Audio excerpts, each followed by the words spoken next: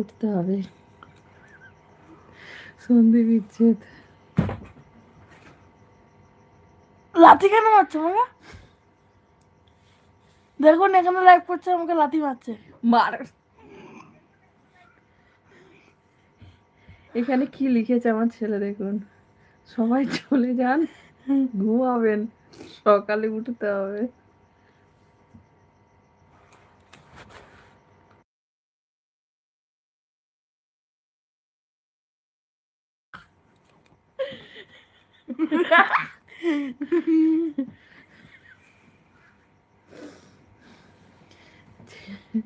কি বলবে, you from,